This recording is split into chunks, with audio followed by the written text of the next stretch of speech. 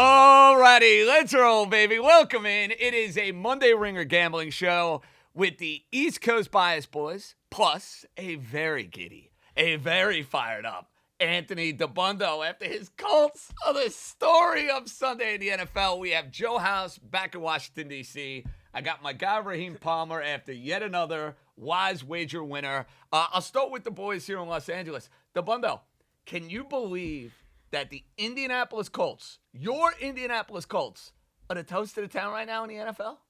It's hard to really grasp it, to be honest. I mean, we've talked about this team more than normal, I think, this year. Not just because I'm a fan, but just generally speaking, off-season, the quarterback battle, which by all accounts was a very close quarterback battle in the off-season. And a lot of the beat writers who were neutral on this were like, it could go either way. And then Daniel Jones. The Colts have cycled through mediocre quarterback after mediocre quarterback. End of the career Phillip Rivers, washed up Matt Ryan, retread Carson Wentz, retread Jacoby Brissett. They've had so many different guys. Gardner Minshew, they took the shot on Richardson.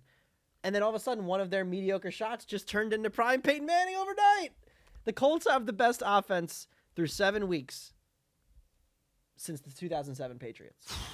And that's by points per drive. And if you just go and say, okay, yeah, you can't compare 7 games to 16 games. But if you just say, if the Colts were to keep this pace, they would be the best offensive team by efficiency of the century. It's insane to think about, Joe House. And you were on the Chargers. I was on the Chargers. Terrible pick by both of us. Mm-hmm. Indianapolis, with what Shane Steichen has drawn up on offense and the way that Daniel Jones has been revitalized. I mean, you talk about Coach of the Year markets. Shane Steichen got to be right at the top of the list. You talk about MVP odds, and all of us have expressed our love and just unbelievable praise for Baker Mayfield and what he's been able to do. How's Daniel Jones is a legit MVP candidate? It's crazy. This is the Ringer Gambling Show presented by FanDuel, and if you're betting on the NFL, FanDuel's the place to do it. They've got everything. Same game parlays, quick bets for when you want to jump in live and your way so you can set your own lines. The app's fast, it's easy to use, and best of all, when you win, you get paid out instantly. Download the FanDuel app or go to FanDuel.com/gamblers to get started. Must be 21 and older, and present in select states are 18 and older in D.C., Kentucky, and Wyoming. Gambling problem? Call 1-800-GAMBLER or visit rg-help.com. Call 1-888-789-7777 or visit ccpg.org/chat in Connecticut. Yeah, the odds right now have him, I think, 6th or 7th for MVP, but appropriately, the odds for best offensive player, Jonathan Taylor, at minus odds right now. He leads that pack. That's entirely appropriate. I want to make sure as we give flowers out to the Colts, and look, part of the handicap coming into this Sunday was the uptick in class. Let's see the Colts going up against a team that, based on priors and even based on a little bit of the early season results, let's see them go on the road and take on a team like the Chargers that really played great at the beginning of the season, and see if they're in that class, because the wins for the Colts to date were like fine. They're solid wins. They're beating the teams they're supposed to beat. They got kind of a miracle ending at home against Denver. Well, guess what? They were up for it. And the piece of this that I want to make sure we emphasize is the impact of that good offense on their defense, because Lou Anarumo is in his bag. That game flipped. The Chargers game flipped yesterday with Justin Herbert, 2 interceptions in the second quarter, both of them inside the 30-yard line, one with an unbelievable play by the lineman, and the other, Justin Herbert throwing a pick in the end zone. I mean, the other aspect of this handicap from a Chargers perspective was that this is a situation where the Colts have some injuries in the secondary. Justin Herbert better step up. Well, he stepped down as far as I'm concerned. That was not an impressive performance. Now, we're going to... No, I agree with him. I totally agree, House. You know what? We put Herbert on a pedestal. We do and it. You're going to look at the stats, including the final drive of the game. They're down 14 points, House, and they're taking their sweet-ass time. Hey, guys, you're down 2 scores, time, place, situation, the whole vibe. It's why you have to watch the games, because, House, I think a lot of people will look at the Justin Herbert stat sheet and they'll be like, oh, we threw for all these yards. Oh, the touchdowns. Daniel Jones is a better quarterback in the game. Well, certainly, but I thought Herbert played pretty well. Those interceptions don't work. After he spotted them 14 points. It counts? What are we going to ignore it? He made one bad throw the whole game. I'm not trying to be. I know there are some people at our company that are. You're being a that little tend bit of to a be truther apologists. right now. No, Oh my God. With the current state of their offensive line, they are not capable of running the ball. That's the key. And they were not Fine. capable to run the ball at any That's point right. yesterday. That's the right. thing. So he dropped back 110 times in obvious passing situations, and he was throwing darts all over the field. He did some darts. They moved the ball the whole game. But it I wasn't came some away like really glorious. It wasn't some glorious quarterback performance. I'm I sorry, thought he it was wasn't. pretty good. 2 critical turnovers, House. They Sure. did happen. That did was they the not? difference. It was a 14-point loss. And there's the 14 points right there. Yeah. Raheem, what the Colts have been able to do now over the first 6 weeks, are you of the mindset, hey, this is a team that can be a 1 seed within the AFC? Am I overreacting to that? Obviously, we'll get to Kansas City and their beatdown of Vegas.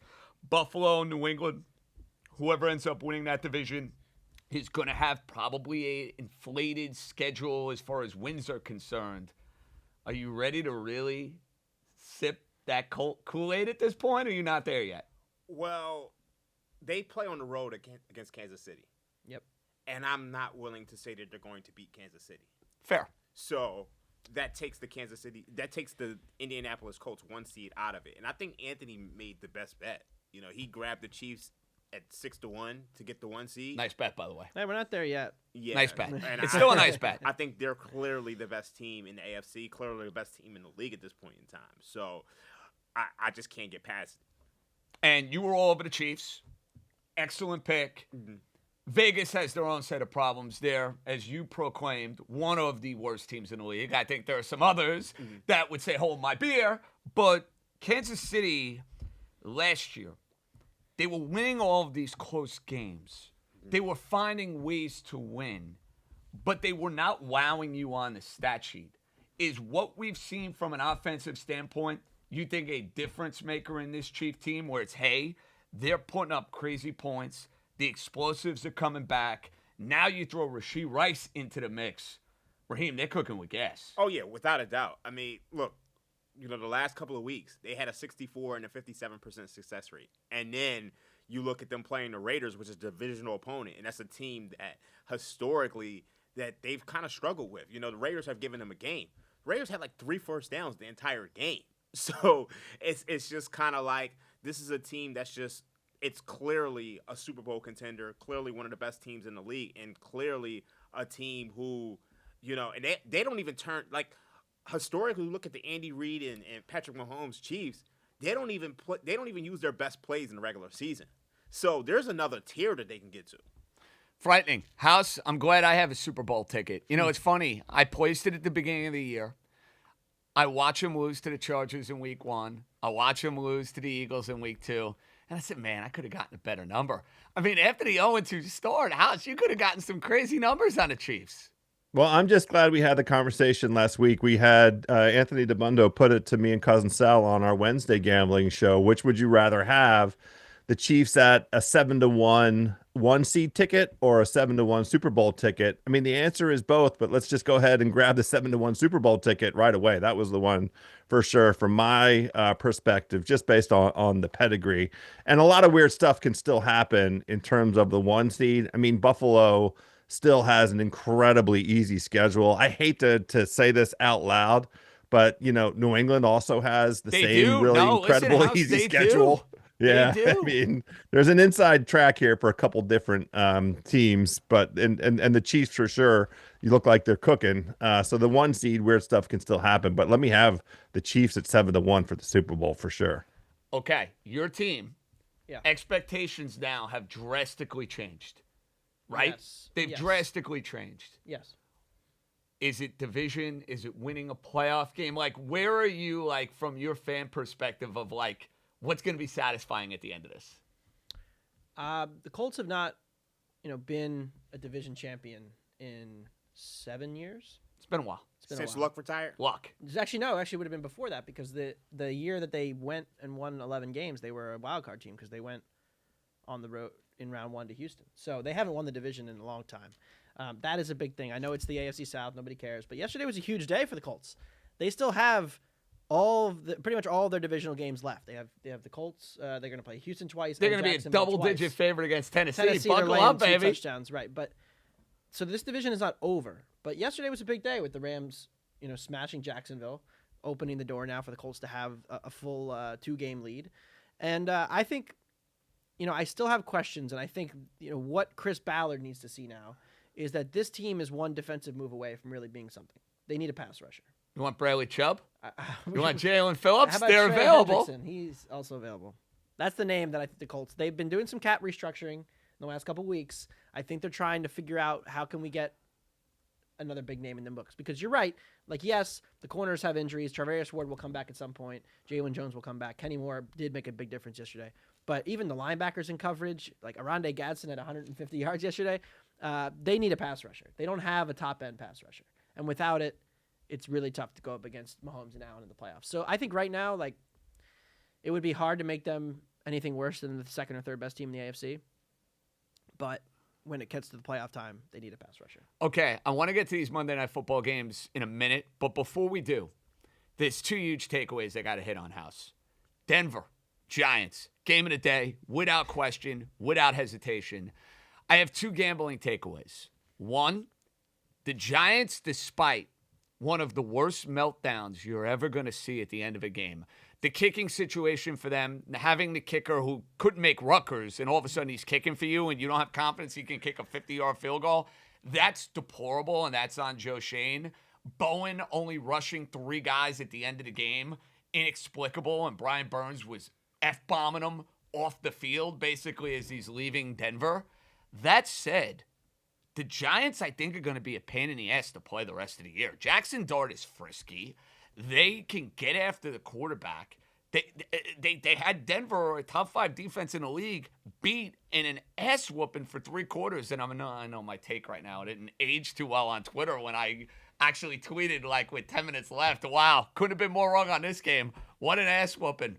New York wasn't happy with me with that reverse jinx. But my takeaway is 1, Giants super frisky rest of the year.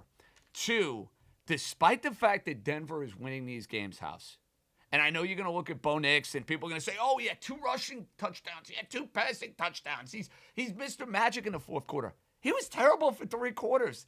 I look at the Broncos and I say to myself, you're going to go into Arrowhead and beat the Chiefs? You're going to go and beat the big teams with this guy?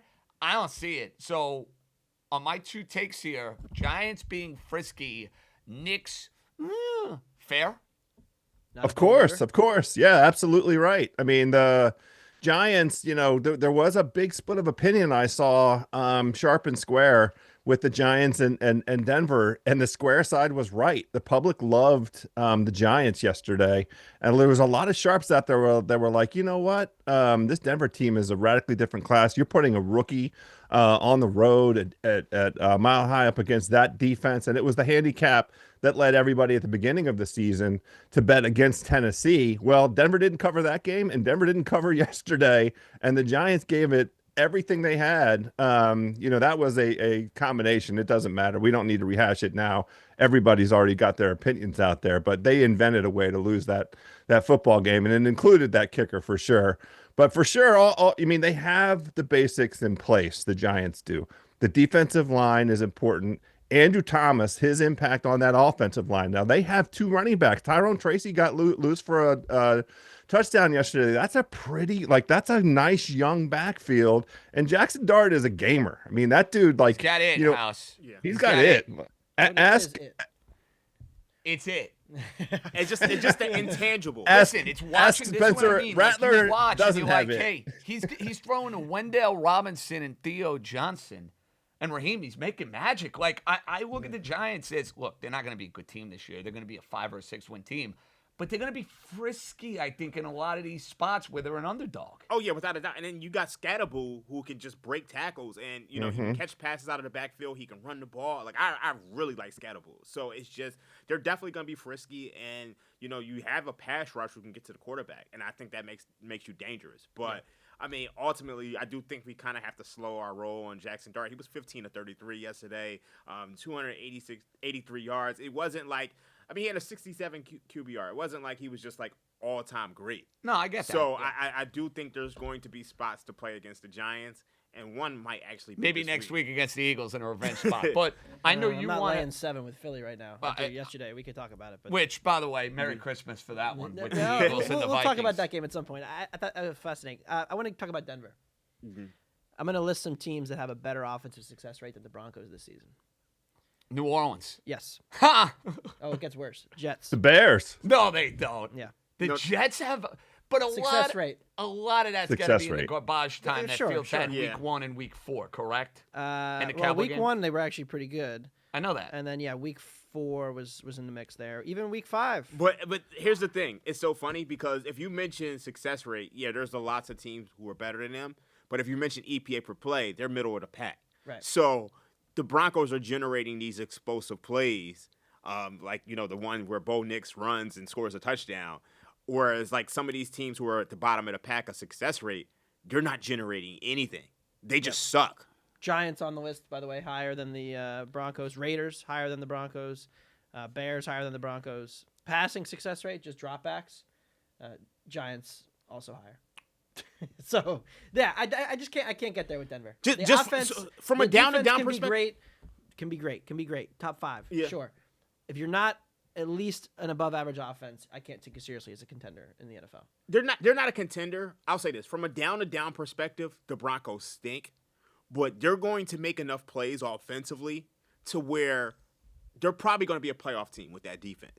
Oh, they're gonna. I think they'll be a playoff team. Yeah, I agree with that. And I think from a betting And we'll perspective, bet against them wild card weekend. yes. from a betting perspective in the regular season, you can't lay. You're not going to be able to lay margin with them. Right. But if they're a dog, they're going to be a frisky dog, and they're also going to be a frisky, 1 to 2 point favorite. Well, and you mentioned that to me brilliantly, House, when we were sitting down and watching the games when Denver got off to a bad start, and Raheem made this point and made it so eloquently. Their defense, when they're in the spot like they were against Philadelphia a couple weeks ago, they're a 4.5-point dog, they're a 5.5-point dog. That's when you want to be in on the Broncos. Laying margin with this Bronco team, we've seen it now 2 weeks in a row against the New York teams. Not ideal. Yeah, I mean that is exactly the correct way to play it. Dream nailed it perfectly, and the play that changed this game against the Giants was indeed that interception. Now Jackson Dart underthrew it, but it still took a lineman catching the football and completing it and executing it. So I think that's exactly the right way to play this Denver team. As a dog, as a slight favorite, never by margin, under no circumstances. I have one more takeaway before Monday Night Football. Everyone is expecting me, fellas, to come on this morning to be scorched earth after what I witnessed in Cleveland. And don't get me wrong, House, Dabbundo, and Raheem, it was an all-time abomination. The Miami Dolphins are broken. The Miami Dolphins are finished. I am officially done with McDaniel. I am officially done with Tua. They have broken my heart. It is once again the abyss for my franchise. But Dabbundo, I think a lot of people were like, JJ, you're going to want heads to roll. You're going to want firings after today. No, let it burn, baby. Let it burn. Let this year get as bad as can be. Let them go lose. Let them have one of the worst records in the league. And we'll see you in the offseason. Like this narrative of, like after this game, you got to fire someone. Why? It's not fixable at this point. I also don't think the interim is changing much. No, not at all. Who's this mythical unicorn interim we don't know about? Like Jeff Saturday. Jeff Saturday's going to come in. They're going to win one game and then lose every game the rest of the. Honestly, Jeff Saturday in hindsight might have been a good interim coaching decision. Because they brought somebody from outside the house. It was a complete disaster, and they let it burn, as you say. I want it to burn, House. Like, that's why I'm not... you don't need Antonio Pierce winning 3 or 4 That's games. the out of worst nowhere. thing they can do now is actually screw it up, win some games, and not be at the top of the draft. Where do you Well, the rank market- McDaniel compared to the other two, the GM and the quarterback, in terms of a problem in Miami? No, Greer's the number one problem. He's And the I number one also- problem by far. I also think Tua, because of the concussions and the hip injury that nobody is talking about from last December. And remember, he had the hip injury at Alabama right before he went into the draft. His mechanics suck. I don't know what has happened. He used to be able to throw with accuracy and precision. Now his timing, and I'm sure the bad offensive line plays into this, but he is just so beyond repair. House, he's got to go somewhere next year, go to quarterback rehab, hang with McVay, Shanahan, one of these guys, and get on the Daniel Jones, Sam Darnold track, Well, the two bets that you have to make now with respect to the Dolphins are under 4.5 wins, which is -130. You got to lay a little juice, but I really like under 3.5 wins, +180, because it is, I'm not kidding, JJ, Zach Wilson time. There's no point to trotting Tua back out I thought you were there. going to tell me Quinn Ewers. Yeah, Interesting. You I say would- Zach I would say- I Wilson. would I was definitely going to say say Ewers. Quinn Ewers, but I Yeah. get your Do point. do you want to lose, or do you want to go get a kid killed? I mean, you have to make a choice, right? I mean, well, what's the point? You could put Quinn Ewers in there. I just don't think that he's going to survive. I mean, that would be the issue I would have with him. And why would you do that to a kid if that really is your concept for a potential quarterback in the future? Take the way that's going to get you to. I mean, they really should be in the quarterback market coming up in this next draft. It's supposed to be a very good draft, but those are the plays under 4.5 and under 3.5. You have to have both of those, I think. That quarterback draft's looking a lot less good than it did a month ago. Listen, get me there Arch, in Nussmeier, Klubnik, January. everybody stinks in college this year. I can't even think about it. Worry about it in January, February. I mean, listen, the Dolphins are a dumpster fire, and Cleveland, that is a bet, Raheem, I, for one, should have made on Sunday. Cleveland? Yeah, I mean, it was pretty clear that when they opened Cleveland as favorites, like Telling. yeah, it was Dylan very Gabriel very laying telling. points? Now, I mean, I didn't expect what we saw yesterday because I mean that was absolutely ridiculous. Cleveland didn't do anything, by the way, offensively. They didn't need to. Yeah. They didn't need They to. didn't need They to. just played defense and let Miami give them the game. They didn't need That's to. right. So job well done, Joe House, nailing that one. I got one note. JJ has made, I believe, 3 LA trips now for Dolphin games. That is correct. Yeah. House, guess how many points the Dolphins have scored total in those 3 Oh, games? this is great. Oh, Total. my God. I Hold am on, let me proud of think. you for doing this research. This is incredible. I want everybody to know before you give the number the 3 games, and it started wild card weekend. Yep, I pulled I it was up. The there. Simmons couch against Kansas City when I think McDaniel literally froze. I think his skinny ass is still frozen. Maybe that from game broke Tua. Then you had the Indianapolis game last year with Yep. Snoop Huntley and Tim Boyle at quarterback. And then this all-time Cleveland debacle. How many points? Well, I wanted House to guess the total number. Take a guess. It can't be 20. There's no way. 23. 23. Okay. 2 touchdowns. Wow. They got 2 one touchdowns. touchdown last year, 1 touchdown in the playoff game, and 6 points yesterday, Oh my God. and then a field goal. Yeah, The moral of the story is no more. I love coming to California. I love seeing the crew. It's great. We watch football.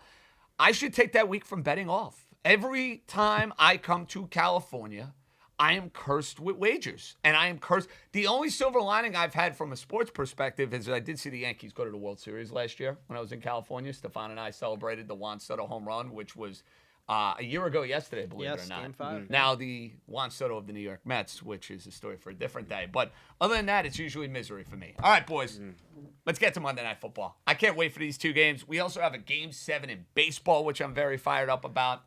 Let's start with the Buccaneers and the Lions. So we know what the concerns are for Detroit from an injury standpoint, suspension standpoint on their defense. We also know that Tampa Bay has been a wounded team for quite a bit of this year, and yet Baker Mayfield has been finding ways to win. Now, House, we were on this exact podcast a week ago, and you, sir, were all over the Detroit Lions, as was I. I was expecting, Joe House, when we did our Sunday pregame, that was going to be your wise wager. It was not. Guess what? The line is now up to 6. Where do we stand on Bucks Lions a week later? Yeah, it's crazy the way this line has moved since last Monday when we sat together. It opened at 5.5, and it was a smash spot for me. Well, now with the revelations around, like literally the entire secondary for the Detroit Lions is out, including a backup safety. Both their starting safeties, both their starting corners out for this game. And you have very interesting competing trends at work. I mean, you have on the one hand, Goff and Campbell over their last 11 occasions coming off of a loss, 11-0 against the spread coming off of a loss, that combination. You have Goff against the spread indoors with Detroit at an incredible number, covering like 75% of the time. But Baker as an underdog has been very good as well, 16-8 against the spread over recent memory. So the way I ended up playing this tonight, and I layered into it a little bit, is the Tampa team total over. I have Tampa team total over 23.5 at -115. I have all my Detroit tickets at 5.5 that I bought at the beginning this time last week. But I've lost my enthusiasm for it because that secondary for Detroit puts too much variance in. And the thing that I really like is the ability of this Tampa team to score in the second half. They've shown it all season long. There's some incredible numbers for Baker in the second half, especially in terms of touchdown. His touchdown to interception ratio is like 9-1. He's got all of these 20-plus yard explosive plays down the field. It seems like Mike Evans and possibly Ibuka are going to play. They haven't ruled out Ibuka yet, I don't think, this morning. So I really like this Tampa team in a catch-up position. I trust them to keep scoring, keep the pedal down, and that's the way I'm going to play it. 23.5 over for Tampa. What about you, Raheem? So yesterday on our Ringer pregame show, I actually gave out the Bucks money line. Frisky. And I also gave out the Bucks alternate spread -2.5 plus 280. We've been doing pretty well in these alternate spreads. But I just think it's worth a shot. I think there's a lot of variance in this game. Obviously, Brian Branch, he got suspended for beating up Juju last week. And then they already ruled out Kirby Joseph, Avonte Maddox, Terrion Arnold. So it's just the Lions are just so banged up. And then you got defensive lineman Ali McNeil questionable to play as well. And, DJ Reader, he's been banged up. He's questionable as well. So you have all these guys on the Lions defense banged up and not playing. And I think it puts you in a spot to where this is probably a shootout. And if it's a shootout, it means it can kind of just go either way. So I figure with the price, with the way Baker Mayfield is playing right now, even without, some of his receivers, obviously his running back, Bucky Irvin, is out. So he's going to have to depend on Mike Evans. He's going to have to depend on Rashad White. I just think it's worth a shot. But I think Sal actually had the best bet, and I'm actually going to take this one. I like Amon St. Brown over 80 receiving yards, and I also like Amon St. Brown anytime touchdown. I like that too. Yeah, so those are my favorite plays for this game. But I'm just taking a shot on the Buccaneers. It's not a particularly strong play. How great is this, by the way? You, sir, who were Mr. Anti-Buck a week ago. I'm out on him. I'm out. Now, all of a sudden, you're sipping the Baker Mayfield Kool-Aid. So, it's so funny because the two teams that I've been calling fraudulent all year, I've bet on this week. Eagles and the Buccaneers. You're also anti-Lions, so... Yeah. Not nearly to the same level. Yeah, not to the same level. But I look at the Buccaneers, a 5-1 with a point differential of +14, and you say the same thing about the Eagles. The Eagles were They were 4-2 with a point differential of 1. Now it's +7. So it's just these aren't teams that I particularly enjoy, but I do think they have things that can push you over the top. And in the case with the Buccaneers, it's their quarterback. So no Colts, I'll tell you that. I love the case you made, even though I'm going to go the different direction and I'm going to make a different case in a matter of moments. I do need this out of you, though. We can officially abandon Atlanta and Carolina for the division, can we? They're not catching the Bucs. I think I'm going to be honest with you. Atlanta can't win on the road, guys. They can't win on the road. I need to look at the Tampa schedule. Tampa still has 2 with Carolina. Tampa has a tough schedule coming up. They do. I think Carolina. I'm telling you, I think Carolina is live. And I gave it out at 18-1. What is it now? Tampa's next 5 games: at Detroit, at New Orleans, New England home, at Buffalo, at LA. Rams. That ranks at 2-3. Could be worse. If Tampa Bay loses today, they still got 2 games. Don't they have 2 games against the Buccaneers? Week 16 and week 18, Carolina. I'm telling you that I gave that to 18-1 last week. That line going to be 7-1, 5-1 soon. Listen, I think you're getting it better in the market. Carolina's not winning the division. Stop. They're not. Come on. Clip this up because if it happens, I mean, like you said, it's 17-1 for a reason or whatever it was. But I think Tampa Bay's vulnerable. Yes, they're injured right now, and we just assume everybody's just going to come back and be back to what they were before they got hurt. But we've seen all these injuries; they linger. People get re-injured. Sometimes it's just you don't quite have the same effectiveness. So assuming that Mike Evans is going to be prime Mike Evans coming off of another hamstring injury, or that Chris Godwin off of they don't need to. They don't need to be. If they can be 70% with Ibuka and with some other pieces, also, and let's Baker, be real about Baker's Baker got too. The magic. Baker's got the magic. Yes, they've had all these late drives, but there is a point to be made that Baker is still in the top 3 in turnover-worthy plays. He's run really good with the turnovers. I get that, and he'll have a couple of games if you have where one he or does. 2 of those go the other way, the Bucs are 4-3, 3-3, and we're having a very different conversation. I get that. I'm just telling you, end of the year, I see Carolina. I'm looking at the schedule right now because you have it up. They have Miami. That's a win. They're going to get Atlanta at home, not on the road where Atlanta's a different team. Short week, too. You want to tell me they're not a Super Bowl team? Fine. Yeah. They will do enough to get themselves another division title. That's all I'm saying. Now, specifically, this game, though. Where do you stand on Buccaneer and Lion? Because Raheem made the case that Tampa's live to win a game. Do you agree? Certainly. I think with the injuries that this is a high variance game, right? Total in the 53. We know that these two teams can hit explosives all over the yard against one another, and so that makes it for a fun matchup. Here's an interesting one I was thinking about.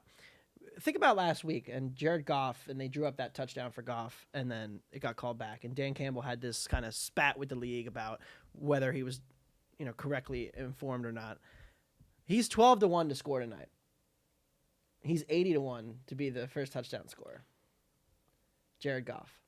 Would Dan Campbell go back to the well and draw up another way to get Jared Goff a touchdown to kind of stick it to the league tonight in primetime? That's quite the Bet take. both. Why wait? I mean, 80-1. My phone up right now. 12-1 anytime. Especially if they're up big late, they're going to try to figure out a way to I get Goff almost in. feel like I have to take this now. Yeah. You're like a bad influence. I know. I appreciate it. Oh my God. But I'm in. You made a very compelling case. Well, it's just kind of like the pettiness factor of Dan Campbell. He's got a little bit of like... He's got a little FU to him. Yeah. Exactly. He's got a little FU to him. I love the Lions in this game. I still do. And House, I understand the concerns about the defense. Campbell in these spots is so good off of a loss.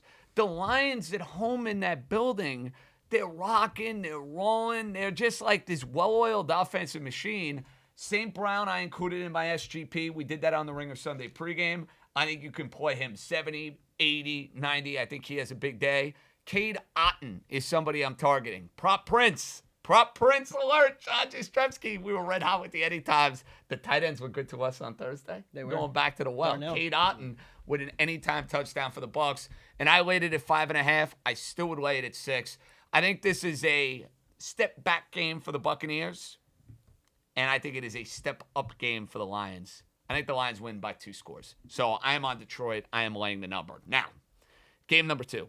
We have 2 Monday night games.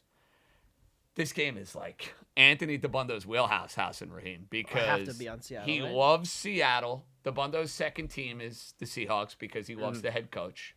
And he's the king of the Texan under. That has been your claim to fame on every single Ringer Sunday pregame. This line is at 3. Texans spunky defense. Seattle not nearly as good for whatever the reason at home. Yeah. Are you as confident in Seattle, AD, as you were a week ago? Probably a little bit less so, but the health has turned the way for Seattle here. Like, they're going to have everybody back in the secondary, and that's the one thing that definitely matters against this Houston team with Collins and, with Kirk out for Houston. It's, again, just like a super limited passing group. It's Nico Collins and then a bunch of dudes. And those dudes are all young or inexperienced, not great against man. And so I feel like Seattle's going to have a ton of success here defensively. Now, getting margin against Houston is hard, though, because like you said, part of the reason we love Houston under so much, 4-1 this year, is that the defense is also elite. They're pretty well schemed to slow down a lot of what Seattle and Darnold has traditionally been good at. So with that being said, I did lay Seattle 3. I have the bet. I'm not getting out of it. I'm sitting on it. So I'm on the Seahawks tonight, minus a 3. And yesterday we did beat the allegations. We won a wise wager that was not a Texan under. I'm proud of you for Thank that. I'm loving the maturity. Joe House, I thought I was going to be big on Seattle going back to early last week. The more and more, and I have not made a wager on this game, the more and more I've thought about this game, the concerns of the Houston defense being rested, being revved up against Sam Darnold, who, yes, has played outstanding football so far this year and had a great game against Jacksonville. But we've had these instances where Sam Darnold, under the bright lights of prime time, whether it was Week 18 against the Lions last year, the Monday night game against the Rams, or you could even go back to his Jet tenure when he was seeing ghosts against the New England Patriots, has had these prime time debacles. Does that scare you a little bit here with the Seahawks? Well, what scares me really with the Seahawks is that they stink at home. They don't win at home and they lose. They don't win or cover at home over the last, really under the Mike McDonald regime. I am playing this a couple different ways. First of all, the Cousin Sal special. Here is the thesis. Houston, 15 days rest coming into this game, has schemed up a game plan offensively where they might be able to catch Seattle a little bit, especially with these guys just coming back. For Seattle, maybe they get a score early. So I like Houston to win the first half, Seattle to win the game. That's 7-1 on the FanDuel Sportsbook. And then you can play. I didn't want to play Seattle on the money line. I don't want to lay all that juice. I think it's minus 175 or so on the FanDuel Sportsbook, but you can play Seattle money line and parlay that with under 47.5. That's an alt total. And then you get to 110. That's a number I'm willing to play. I'm willing to play Seattle winning this football game at minus 110 and under 48 points. Sure. Yes. Okay. I'll do that. So those are the two ways I'm playing this. And I have another best bet out there that we will get to later in the program that also involves Seattle winning this football game. We call that a tease. Okay, Raheem. Texans. They were good to you a couple weeks ago in that game against the depleted Baltimore Ravens. Have they found anything offensively, or is that just, hey, the Ravens were a joke defensively and they were able to go and take advantage? Yeah, I think that was all of the Ravens. I mean, I think when you look at pretty much their entire season, they had scored 44 points. And then, they scored 54 points, rather. And then they played the Ravens and you score 44. And I think that said everything about that Ravens defense. And you look at the other win that they had, it came against the Titans with Brian Callahan. So, to me, when they've played regular teams, they haven't been able to score. You're talking about a team that's 25th in success rate on offense. I think that continues here against the Seattle defense, which is one of the best in the league. I think laying the 3 with Seattle, I think it's actually cheap. Aaron Schatz from, formerly for Football Outsiders, now FTN, has spoken about the Seattle Seahawks being the best 4-2 team of all time, according to DVOA. Nerds love Seattle, House. Oh, my goodness. They love Seattle. Yes, we do. I think you're getting a bargain here with Seattle. I know they haven't played particularly well at home, but they did beat the Saints at home. It was like 40. Smoked them. They absolutely destroyed them. So Congrats. Congrats. Hey, the Saints take money every week. They're the fake sharp team of the year at this point. They're Well, if nearing you mean that way. take money out of other people's wallets like mine on Yes. the road, you can't See, bet the after the Saints on the Patriot road. game, The market moves their way and then they lose. I thankfully did That's not it. go in that direction, House, on Sunday. I said Saints Bears, no thanks, not betting it. Yes. But yeah, Good I'm instincts. willing to lay it with Bears run game's Seattle. I just think they're the better team. They're at home. And I don't. It would shock me if the Texans went out there and performed offensively. Under? You know who has a better success rate than the Denver Broncos? The Houston Texans. Just saying. Wow, The bundle all over that's it. crazy. Denver might have to replace Houston for me as my this. They can't keep getting away with it. Team. Yeah, your because agenda last year team. Houston kept doing this where they were winning all these games close and their defense was elite and their offense would do just enough. That's kind of how Denver feels right now. And I know they're 5-2, and again, they're not a bad team. I don't want people to be like, oh, the Bundle thinks Denver sucks, but they're nearing But that the crazy thing about Denver is that you can't even blindly play their unders. right. No, because it gets nutty in the fourth quarter. It gets insane, I and felt good they'll about have it these yesterday. big explosive plays to where the Texans just won't do anything. Right. Bo Nix, I'll tell you, here's a good angle. We talked about this yesterday. And by the way, House, you should have been here. Sal and JJ sitting next to each other for the late slate and just MFing the Broncos for the first 3 quarters. Oh, yeah.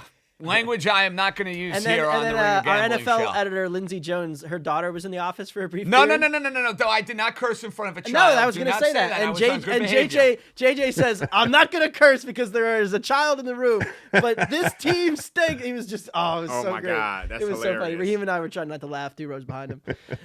I think I was going by that point. You might have been. Raheem was like coming and going. He was like the ghost into the night. You never know when he's coming. You never know when he's going, but he's always there. He's lurking. Raheem walked in, and the Vikings had a big play, and the whole room went nuts because we were all either rooting for Minnesota for gambling or for content because we wanted Wentz to beat the Eagles. And Raheem walks in, he goes, I didn't know this was a Vikings room, and he just walked right back out because he was on the Philly. Listen, we got a lot more coming your way. Loaded East Coast bias with JJ, House, Raheem, and, of course, Anthony Dabbundo. We got the mulligan, the bet that we might have a regret on. I sound like Frank Sinatra. I had quite a few. We'll get to the bets we can't wait to make for next week's slate of NFL action and a loaded Game 7 Fascinating. Game 7 of the ALCS. The Blue Jays, the Mariners. Someone might have a 10-1 ticket on one of the teams to go and win the pennant. Who's playing Ohtani and the Dodgers in the World Series? We got you covered. East Coast Bias Boys, coming right back. All right, gentlemen. I had a few regrets. I mean, honestly, I didn't bet the Browns. I laid off the game. Should have bet the Browns. Enough of me not fading the Dolphins. I'm making a big mistake on that. I don't regret the Bronco pick. I don't. I learned my lesson because Raheem lectured me now on the Broncos when it comes to margin, but I still hated the spot for the Giants. Hated the public was all over the Giants. I don't regret that one. House, I do regret the Charger bet. And I'm going to tell you why. I watched the Chargers the week prior against my crummy Dolphins. And let's be honest on this, buddy boy. They should have lost the game. And their offensive line didn't get better. And their defense has been vulnerable. And the Colts have been a wagon. That was bad form. I have to admit, out of all of the bets I made that I regret from this past Sunday, that's the one I have the most regret on. Yeah, I'll join you on that one. Part of the handicap during the week last week was that Joe Alt might play.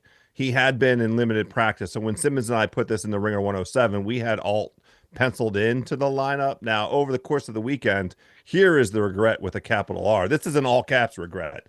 I had put into our show rundown document for the Ringer Sunday pregame show, my wise wager was the Cleveland Browns. Simmons and I believe that that was one of the very best opportunities of the entire betting board this entire NFL season. And I woke up Sunday morning and I deleted Cleveland and put in the goddamn LA Chargers. I didn't know that. Wow. Well, you can track changes. I mean, you can see what time I woke up and changed that position. I know. What triggered the change? I just started, I was reading through some things. I, watched a couple smart guys.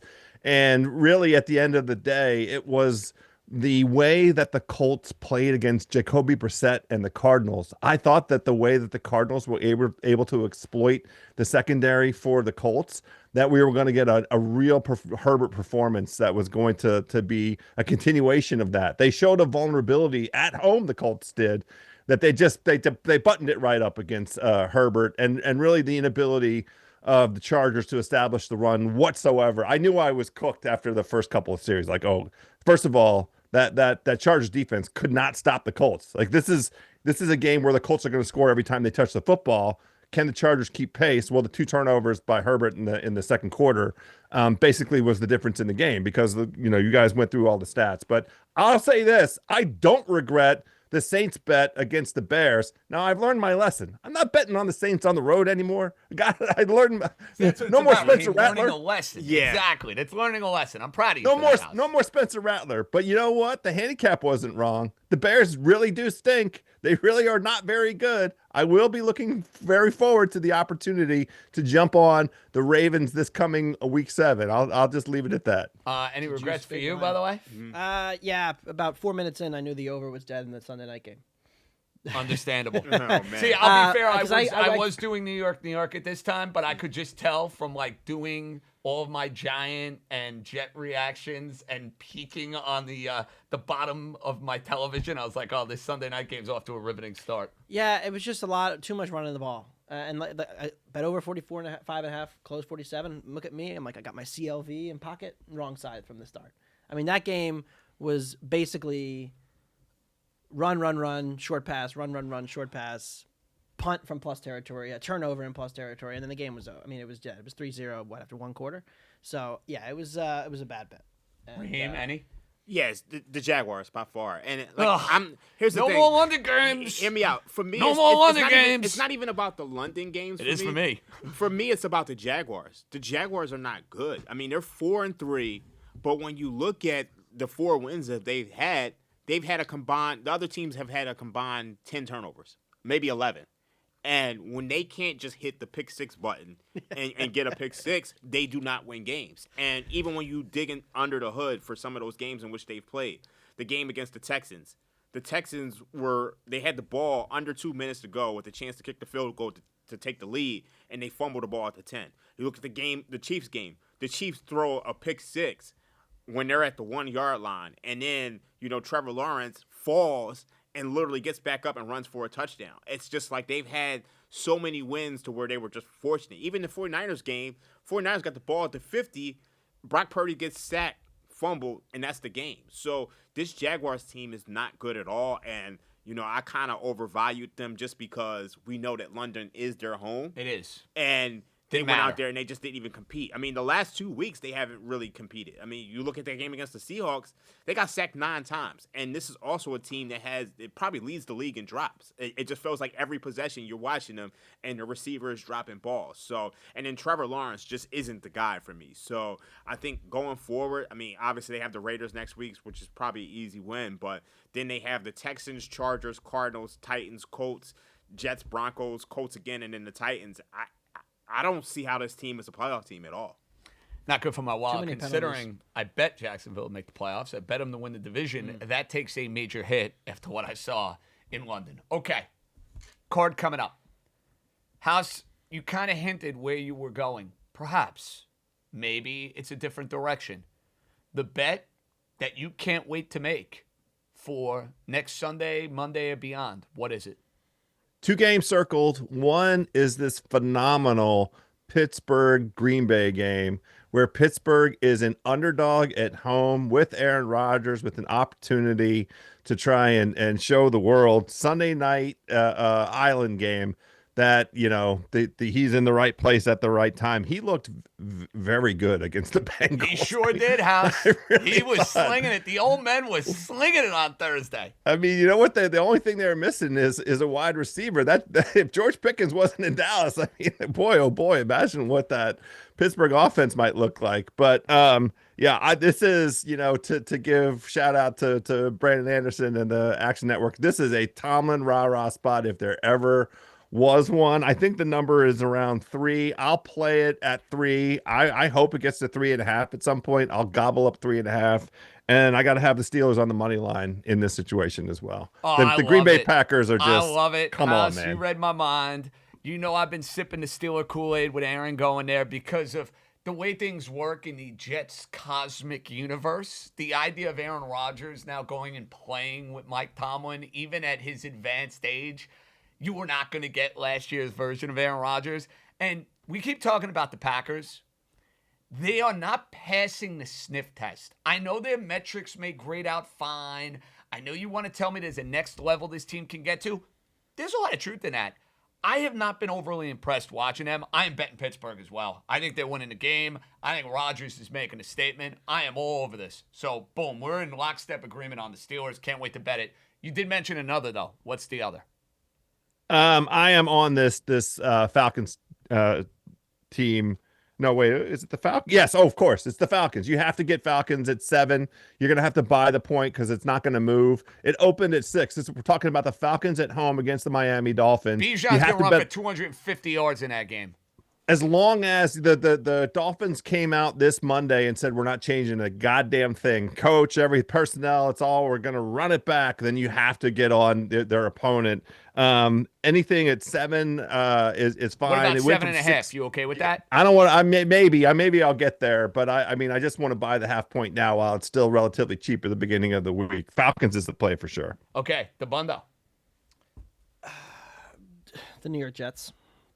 You mentioned this to me yesterday, and I'm going to sorry. ask. Cincinnati can't lay 6.5. It's With that 5.5 defense, 5.5 now. 6.5 multiple books. Oh, okay. Now, They can't do it. Can The defense is so bad. They can't tackle. The Jets can run the ball. can they? I think Garrett Wilson might be back. I'm not sure about that. No, you don't think so? Well, I was going to ask you, if I tell you Sauce Gardner, who is, by the way, immensely overrated, but still, Sauce Gardner, one of their better defenders, and Garrett Wilson do not play, does that change the calculus for you? Marginally, and I haven't actually bet it yet, but the Jets are going to be a bet for me. And maybe it'll hit 7.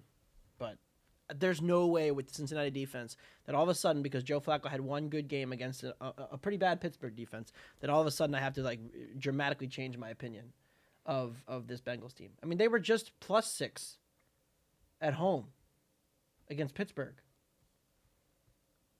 Now they're -6.5 against the Jets. There's a 12-point difference between those two teams. No way. No way.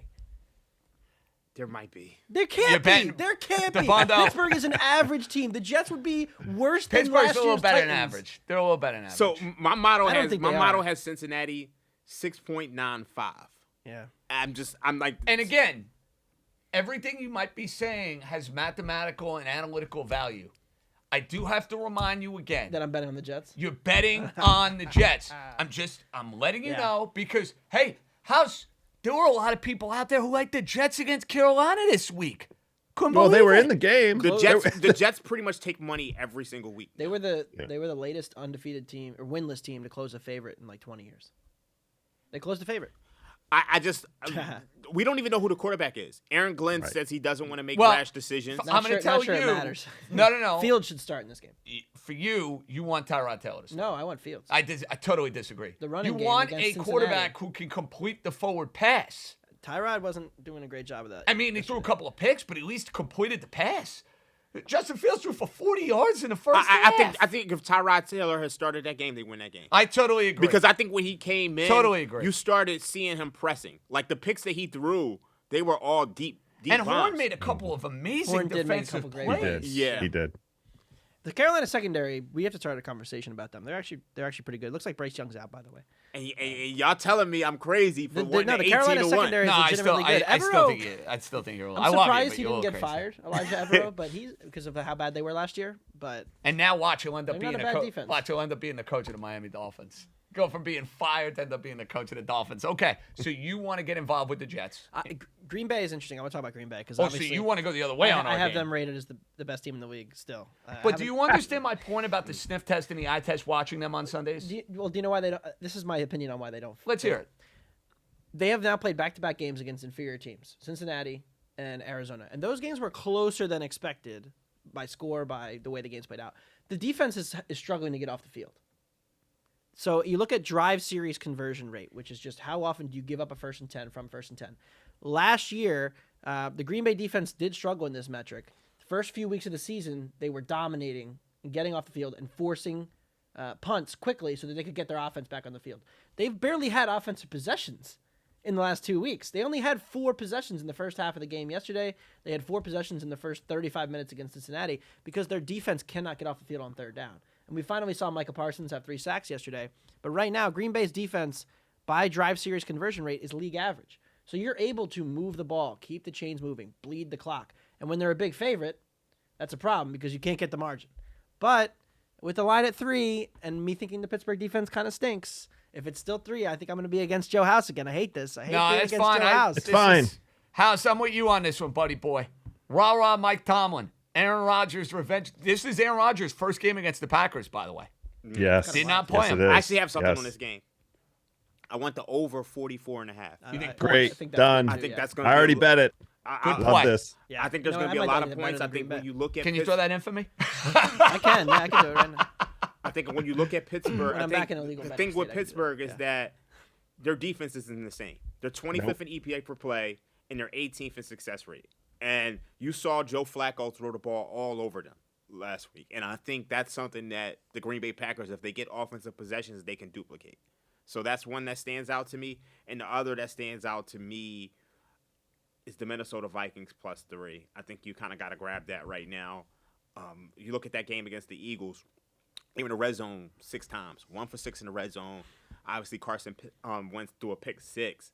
I think this is a good buy low spot on them, and I think the Chargers are at the point now where they're just like That offensive line against the blitzing Brian Flores defense sounds frightening, Raheem. run it. and then either. also they can't get any stops. I just think that defense has some real problems. I mean, I think some of that was Indianapolis, but if you go back to the game against Miami probably had one of the best performances offensively of the year. Miami should have won the game. And So- Washington's second half too, what they did to them, that they couldn't so- get a Yeah. stop either. That's so right. I think you Yeah. got to take Minnesota with the 3. This probably closes 2.5.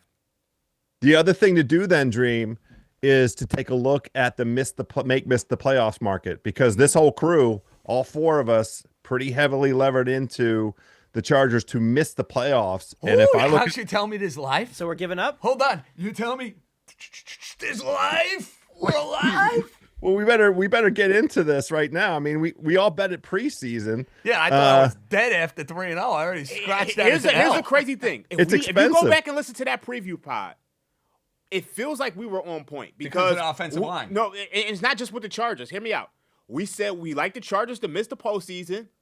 we said we like the Broncos to make the postseason. Yeah. And I actually said take the Broncos to win the division and then come back on the Chiefs mid-season. If you go back and listen to that pod, somebody can clip that I up. remember. But I all of that remember happened. it well. I was in Ocean City, New Raheem's Jersey. taking a Week 7 victory The lap, air guys. hit my face really well, and you know what? House it was some astute analysis, but. What is the Chargers? They lose this game to the Vikings. We could start sniffing a little bit. This is it. Plus 154 right now. It won't be that price next week if they lose to the Vikings. And if you go through your 7 right now for the AFC, if you put it's not a part of this, there's 2 stretch plays for me. It's I have Baltimore and Pittsburgh both making it out of the AFC North. I'm so with that, you, that, dude. I mean, that you have to you're- have a you're- perspective on Baltimore here. Right. I have New England and Buffalo both making it out of the East because that schedule, both those teams have a Cupcake City. ridiculous Jets, schedule. Dolphins. Enough said. I have Kansas City and Denver making it out of the West, and that leaves one spot for the AFC South. That's the Indianapolis Colts. There's your 7. So but before we move on, you mentioned Baltimore making the postseason. Now, Baltimore right now, What did they win the Super Bowl? they're like even money to make the postseason. However, to win the Super Bowl, they're 22-1. So if you like Baltimore, don't just bother House, with let's bet it. don't Let's bother go. I'm doing with it right now. taking them to make the postseason. Play the long tail outcomes. Take the Ravens 22-1 to make to win the Super Bowl. Yeah. Take them to win the AFC. Play those outcomes. So Yes. I agree with all of this, and I'm going to do this the minute I get back from Los Angeles and I have FanDuel on my app and I can bet the Ravens before these games are played. Dabbundo, I do know this is going to end terribly, though, because it's going to lead to a crushing Baltimore Raven playoff loss against one of these teams. I know it's going down that way. Well, the thing is, like, the AFC is so have not right now. I mean, I was looking at this. Okay, who are the 6 worst teams in the NFL? Jets, AFC. Dolphins, AFC. 2. Raiders, AFC. Titans. Titans, AFC. maybe Cleveland. AFC. In the NFC, I It's guess just you the would have Saints. to you have to put New And this- Orleans and, there. yeah, they're the worst team. The in Giants so, are above that fray. yes. So 5, Cardinals, maybe I all guess, 6. are No, above the that Cardinals fray. are competitive every week. But they They're, stink. they're mediocre. but I'm they're so not bad. sick of them. House, they're not one remind of me the worst never teams. again with the Cardinals. They're not one of the worst teams. But that's my point, though. So my point is, like, okay, yeah, we just said it. Titans, Jets, Dolphins, Browns, Raiders, and honestly, like, Baltimore without being healthy. Yeah, Baltimore's definitely there So without being healthy. based on just the football played through 7 weeks, 6 of the 7 worst teams in the league are in the AFC. So if you're not one of those teams, you got a lot of free wins coming down the stretch here. Okay. Like, You know, sure the New do. England, Buffalo, Indy. We could see some crazy records You're going to have a lot of 12 and 13 win teams. potentially in the AFC. Yeah, the way that's trending. I don't think any You of have these, to- the Jets, Titans, Dolphins, and Browns and Raiders don't look like they have Hope. like hope. No. Yeah. Things You have to- change. Injuries expensive. obviously could play a role in this, but I get it. Before we get to the baseball tonight, guys, I have another bet I got to throw at you guys. And you guys are going to laugh because of the state of mind that I was in just 24 hours ago. And how could you possibly be thinking about what you're about to say? Dabbundo, am I crazy to love the Broncos laying 3 against Dallas this Sunday? Because Dallas has been the classic zigzag team. I am not a believer in their defense at all. Yeah. It should be a good get-right spot for Bo Nix. And they're at home, eased in. Broncos? You're asking the wrong person. All I've done is slander Denver. I Ask know. Raheem. I don't know. Because we talk about, hey, Denver's a small favorite here. I'll pass. Small favorite. I have my model has Denver -2. Yeah. I don't think, like, honestly, I think Dallas wins that game. Okay. I think we're at a point now where Dak Prescott is playing at such a high level, and been a beast. we saw the Giants' offense look competent. And if the Giants' offense can look competent, Hit then big I plays. know the Cowboys' offense can be. And But what about the Dallas defense in that game? Shouldn't that be a good get-right spot for Knicks? Dallas the first half, problem Denver win is the game. the Jets weren't a good get-right spot for Knicks. So it's kind of like the Eagles argument. And, you know, Jet Anthony, defense, though, has played well the last 2 weeks. I got to give them that. They have. Just but, in time for Cincinnati. But, I mean, it's kind of like the Eagles argument, like that Anthony made yesterday.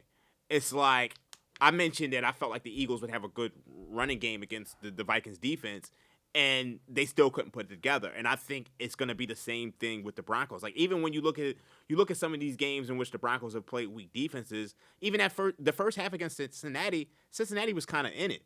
So I just think the Dallas defense can do enough to where that line is where it is for a reason. And I would lean Cowboys, honestly. 3 feels right to me. House, Yes. you are out on the Broncos. I'm out on the Broncos. I'm not betting this game because I don't know enough about the Dallas defense. You can't draw any conclusions from how they played against the bereft Washington Commanders with Jalen going out at the beginning of the second half. The Commanders made that. It was 2015 at halftime, and I said, you know what, I'm keeping hope alive here. And then he came out, the hamstring issue, and that game was over at that point. So I don't know enough about trusting this Dallas defense on the road. Did you see what they did? They let Carolina control a drive all the way down to the very end of the football game and then kick a game-winning field goal. That's the Carolina Panthers with Bryce Young. Hey, that's a feisty squad. Well, they might be comparable in offense to the Denver Broncos. That's all. You know what's so crazy though? I mean, Carolina might have a better offense than Denver. They might. I just said it. I mean, they're comparable. They might. It's possible. I'm probably leaving that game alone too, but I don't trust Denver. Okay. Before we get to best bets, and I do have to throw at least one or two NBA win totals out. I know, House, you did about 4 hours of this with Simmons and Lowe, and it was tremendous. It felt like 40. Great in-flight listening on the way Listen, here. it did feel like 40. I did after. I loved it. It was amazing. But, it's a lot of basketball. I'm in football mode. I'm in baseball mode. I did skip right to the Knicks in the Eastern Conference, full disclosure, and we're in lockstep agreement on that over. I love it. I love it. I love it. Okay, baseball tonight. Fascinating Game 7. I mentioned to you yesterday I thought there would be 7 games in this series. It just was destined to be a 7-game series with Seattle and Toronto. Kirby, not good in Game 3. Bieber was pretty bad good against the Yankees, was much better against Seattle. But you know how these Game 7s work. It's a Johnny Holstaff. Everybody's going to pitch. That sort of game. You may be coming at this from a biased perspective, but that's fine. I think you can take that hat off. It's not your Phillies. Yes, you have 10-1 with the Mariners. Toronto, a favorite in the game. They've won 3 of the last 4 games in this series. What's your read on Game 7 tonight? I have a lot more faith in the Toronto offense. And ultimately, in a Game 7, being able to put together just enough, scratch across just enough runs, because runs come at a premium, is most important. So I actually do agree with the market making Toronto a decent favorite here, minus 130. I don't feel great about my ticket. I might look for a hedge opportunity because I don't. You should get one. Yeah. I mean, I think I can 130 you have it hedge now. right now. Right? Yeah. But the way I think to play this is, traditionally these Game 7s do go under. I have not liked the bat quality of Seattle. No, way too many strikeouts. Really since Game 2. Way too many strikeouts. Since they pummeled them in Game 2 and got after you Savage early, they haven't really had good at-bats. So Game 3, 4, 5, and 6, they had one big inning, right? Game 5, 8th inning. The rally, the grand slam, the whole deal, yeah. But that's been pretty much it for this offense in the last 4 games. So I'm a little concerned about the Seattle offense. And I think you have to play some under here, 7.5. Just based upon the trends of Game 7 historically. Trends of Game 7 historically. And I also think normally by the time you get to an end of a series, the bullpens have been so exposed where you've seen all these guys so much. But I think we're going to see Kevin Gausman pitch. I think we're going to see Luis Castillo pitch. I think these teams I think we might see Brian Wu. Why not? So I mean, listen, they're not those playing guys on are- Friday they and the haven't seen season as many ends. looks. If you don't Precisely. lose, you're out. You're out. Come on. So instead of trusting your 3rd and 4th relievers, You're going to the starters. you're going to starters. And Seattle did that in Game 5 against Detroit. Right. Yep, absolutely. So I think under's good there. And then, of course, with the pitchers outs. I mean, 12.5 for Bieber and 11.5 for Kirby. Reeking of unders. Just because the first sign of trouble, the guy could be cruising. The first sign of trouble, the hook comes. I'm excited. I'm Danny Kelly will be in the Spotify office tonight, the theater. Mm-hmm. Last night was not great. Tonight, hopefully, goes better. I was going to say, I'd watch, if I were him, I'd watch in a different spot. I mean, I'm trying to change the mojo any which way I can. I would do that. Raheem, are you betting this game? Give me the Seattle Mariners. I don't All think right, I've. let's go. I'm gonna be honest with you. I don't think I've lost a baseball pick, in the postseason. I'm saying since on this show. Hot. Oh. Like last week, I think I gave you guys the Mariners. Uh-oh. I gave you guys the Dodgers. The Mariners are gonna win this game, and I think What's the case? Shane Bieber. I mean, like You don't trust him. I don't trust. I mean, look, House. there's a real famous Bieber in Toronto. His name is Justin. Not Shane. Not Shane. And I think the Mariners are going to win this game. I also don't trust you mentioned how a lot of these teams are going to give their pitchers a quick hook. The Mariners got the better bullpen than me. Yeah. And I just don't trust that. Like, this series is over if the Blue Jays don't blow games. It's over already. Yeah, pretty much. If they don't blow game 5. So I just think ultimately your flaws come back to hurt you in the postseason. And I think their flaws are their bullpen. And I think this could be a bullpen game. I think the one thing about game 7s, especially baseball game 7s, is I like having the plus money. I get that. Yeah. And a lot of times pressure. these underdogs have thrived. Like, playing at home is not necessarily an advantage because if you fall behind in a game, the crowd gets very tight. Yeah. I've been in elimination games, House, where you're there and you fall behind and it's like, like the tension, it builds. So, Then you start pressing at the plate, not great. trying to hit swing for the fences. Raheem, Yeah, it's not good. Seattle, what about you? Well, this is for my guy Danny Kelly. This is my best bet of the night, and we're gonna call it the baby. Ooh, for Justin Bieber. He is the only Bieber that I will tolerate. Why can't Seattle have nice things? How about this? Why don't we take the Seattle Seahawks on the money line and parlay them with the Seattle Mariners on the money Seattle line? Yeah. special. That's I a did this. juicy I did plus this for game 230, 5. baby. I did this for game 5. There we go. Sleepless night in Seattle tonight. Yeah, House. Because they'll be Raheem. partying with all that money they're going to make on the plus 230 parlay. Danny Kelly, I hope you're not going to watch and listen to this. The Toronto Blue Jays do a better job of putting the ball in play. That, to me, is going to be the difference in Game 7. And I understand your point about the bullpens. Yeah. But to your point, Yeah. I don't think it's going to matter that much for Toronto because I think you're going to see Kevin Gossman. I think you're going to see starters pitching for the Blue Jays. Mad Max bullpen. Dude, Yeah, listen. could be. Why not? Could be. I'm on the Toronto Blue Jays. To me, I think if Toronto wins this, you have to take Toronto first 5 innings.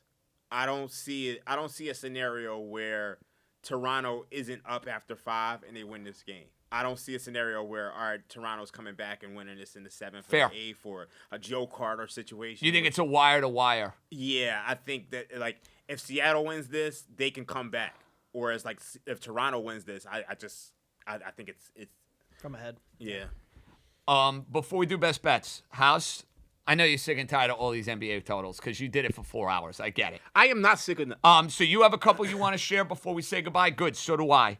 Let me start here, Joe House and Raheem Palmer. Let me give you the one. I have to pull it up on the FanDuel site. Number 1 for me, San Antonio Spurs, Joe House. I think it's a Wemby coming out party this year. I am buying the boom. I think they take the next step as an organization. I am all over 43.5 wins. I think it's time now for Wemby and company to get themselves back into the playoffs to go and make that sort of leap as a franchise. Can I get you on board? So I took the under on the show, and Wow. then So on not on Thursday board. with Bill Simmons said, which one do you regret? Now I went 19 and 11. I took 19 overs to 11 unders on the preview show with Zach Lowe. And then I went on Thursday and said, I wish I'd taken the Spurs over. The reason that I didn't take the Spurs over is because I'm still feeling cautious about the Wemby health situation. De'Aaron Fox is not starting the season in full health, and I'm not sure that cast is all the way there yet, the supporting cast for the Spurs, but I don't want to be on the side of rooting for, something bad to happen to the Spurs, so I endorse it, JJ. Okay. Can I get you on board with that one? I don't have anything on it. All right, fair enough. Okay, I'm going to give you 2 more, and I'll let you give a bunch that you like. Milwaukee Bucks, Joe House. And I understand I'm taking a huge risk here because if Giannis either number 1 gets hurt or number 2 gets traded, this bet is cooked, it's over, it's done with. But I think it's baked into the price. I like him over 43.5. I do. I think the Eastern Conference, Indiana's not the same team. Boston's not the same team. And you add Miles Turner. You still have Giannis. I mean, we're talking about one of the 5 best players in the league. They're going to be a middle-of-the-pack Eastern Conference team. I don't see how they're not if he's on the roster. Are you on board with this one? So when we did the show, it was 42.5, and House Simmons and Zach Lowe, it was a triple lock. We all love the over for the Bucks. We think that this Bucks team with Miles Turner. Miles Turner, not only does he replace Brook Lopez, he's 10 years younger than Brook Lopez. He comes in immediately, seamlessly, and gives them a threat from both the three and the rim protection. We think that it's a very nice combination of Giannis as that point forward, point center. Let him go ahead and do it. And very quietly, the Bucks were the best three-point shooting team in the NBA by percentage last year, but they were just middle of the pack in terms of volume. If they just up it a little bit, now we're not saying that they're going to be, once again, the best three-point shooting team in the whole NBA, but it's okay if they're top five with Giannis and Turner. Obviously, JJ, your point is right. If any of the star players on any of the teams get hurt, then your overs are all cooked. So, there's nothing you can do about that, but we thought that was a tremendous value. I loved it at 42.5. I love it at 43.5. We have it in a super boost at 45 or more wins for the Milwaukee Bucks. Like the sound of it. I got one more, Raheem. It's an under. Got to give you an under. Sacramento is going to be an absolute you-know-what show this year. Yeah. Oh, my God. I mean, you can't sell enough the Kings being a dumpster fire. I don't care if they had Russell Westbrook. Who the hell cares?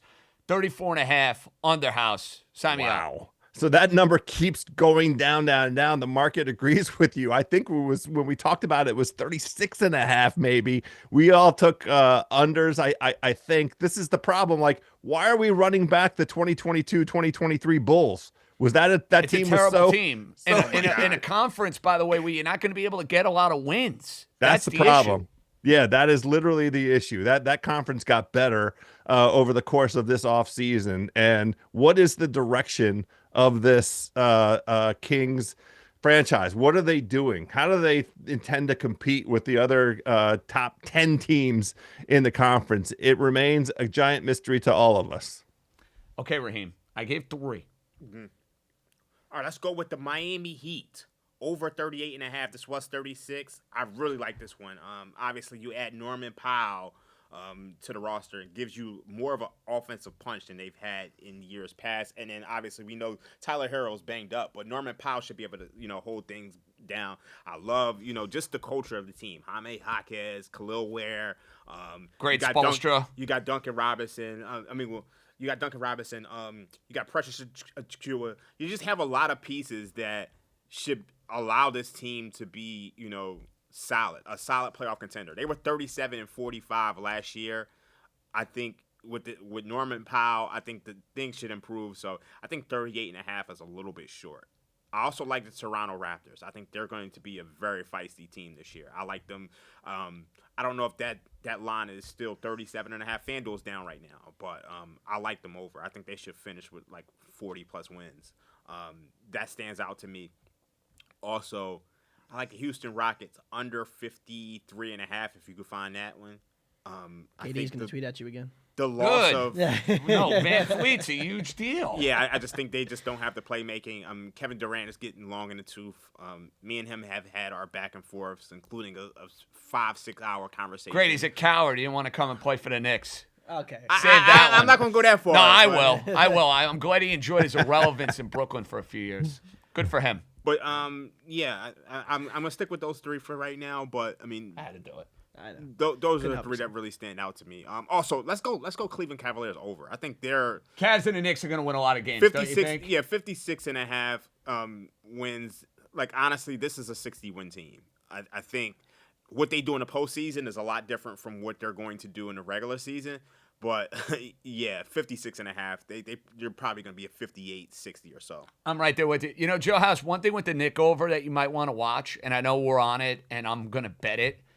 I think we'll be able to get a better number in about 3 weeks because there's been a lot of talk about the change in offensive philosophy. Even Karl Anthony Towns was quoted as saying, it's going to take some time with this offense. It's a feeling out process. It's a lot different for us. So don't be surprised if it takes them a few weeks to maybe get their offensive footing, and then you see them kind of take off by like December and January. Just a little FYI. That all makes sense to me. That is kind of the Mike Brown way. Honestly, take a lot of comfort from what we saw out of the Knicks offense the month that Jalen Brunson was hurt. Yes. That was the sharing the ball version. And I think that Mike Brown's like, he what he wants to do is a version that replicates what they showed us in March. I thought that was a very successful offense, a much more sustainable approach to offense for this Knicks team than the Brunson heliocentric pound the life out of the basketball. And I will just want to say out loud, Dream and I are on the same page. Toronto was one of my locks. I think that they are going to win in the low 40s at a minimum. And you can't ever bet an under with Miami, except for if you anticipate some kind of injury thing. You could have bet it last year. Their worst outcome under Spoelstra is 36. So if the floor is 36 wins, then you need only a couple more to hit the over. Yeah, like Miami. Jimmy Butler didn't play, and then they had to trade him, and now you got a whole season of Andrew Wiggins. Better vibes. Yeah, it's just a much better vibe. I think as much as we did give out the Orlando Magic during the summer before the Bane trade, I think you could probably take a flyer on the Heat to win the Southeast Division. Just because I think that Heat culture, it gives you a high baseline, a high floor. Yeah. Heat culture. Yeah. But I mean, obviously we do have those Orlando Magic futures. Like that is the one. That's actually the first bet that we gave out as far as the NBA last year on the Orlando Magic before the Bane trade, and then all the numbers moved. That they did. Boys, before we say goodbye, best bets Monday could be look ahead, whatever you want to do. Anthony Dabbundo. Floor is yours. Seattle -3. Go Hawks. And Mike McDonald, you trust. House, it's the Seattle special, isn't it? It is. Sleepless in Seattle because we're going to party in with all that plus 230 money. Seattle Seahawks on the money line. Seattle Mariners on the money line plus 230. Raheem. All right, for tonight, let's go Seattle Seahawks -3. Let's go Seattle Mariners on the money line. Oh, man, too much Seattle love now. And then let's go. All right. Let's go to opening day NBA. Let's go Warriors money line. I have some others, but let's stick with those for right now. You going to crypto tomorrow night? Nah. No LeBron? I'm actually. You want to see the NBC production? Come on, we want to see how it is. Round ball I rock? saw Iron Eagle, by the way, in my hotel. I go, Iron. You and your son now are like the voices of different networks now. It's like we got Noah on NBC, we got Ian on Amazon. Ian, by the way, is just he's the best. I love that guy. I can't get enough. All right, best bets. Detroit Lions laying 5.5 against the Bucks. I think it's a party in Motown, a little dancing in the streets, a whole lot of points. Kate Otton's going to score a touchdown though. Remember I said that. Prop Prince is hot. Toronto Blue Jays. Sorry to spoil the party. Hedge if you can. Get yourself a good number. The Blue Jays put the ball in play. I think that'll be the difference in a Game 7. And my look-ahead line, Pittsburgh Steelers. Oh, mama. Well, Renegade will be blasted on Sunday night. So Steelers, Blue Jays, Lions. That's going to do it for East Coast Bias. Whole show. Are you okay? Do you feel great? Do you want a bonus from us now for working extra on a Monday? No, I would happily come in every time on Monday morning if it means the Colts whooped on. Yeah, the bonus team. was he got to come in and dunk on me, and he deserved it. Joe Absolutely House, right. Chargers. Everybody I know was telling me how good the Chargers were all week. I need to Trash. actually bet a game with Anthony Dabbundo because I feel like anytime it's like Phillies, Yankees, I got to sit here, listen to him cheering for Kyle Schwarber, and then he's like rooting on you. He's a cheerer. Anthony Dabundo's a cheerer. I like that about you. I cheer for my teams and my bets, JJ. It's a very simple little life. juice. I like it. All right, that's going to do it. For Dabbundo, JJ, and Raheem, House in D.C., they have all sorts of content. I'm coming on with Cousin Sal and Tate tomorrow. Raheem and I will be rocking on Thursday. You're back with House and Sal on Wednesday. Yes. Look at me nailing the schedule. Should be proud of me, Jack Wilson. Great job by the crew, making us sound and look as good as humanly possible. I understand. It takes some work for me, but we get there. We get there. Boys are out. Enjoy your Monday. Be good, everybody.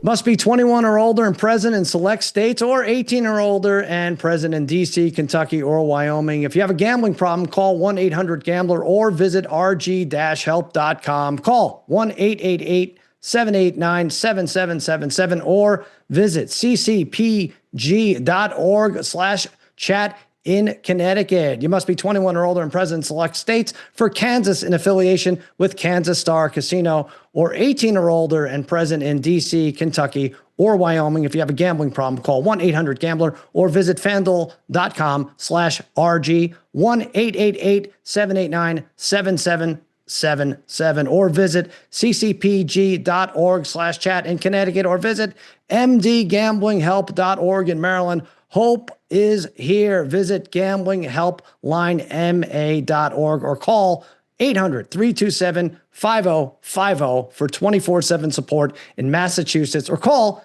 877-8-HOPE-NEW YORK or text HOPE New York in New York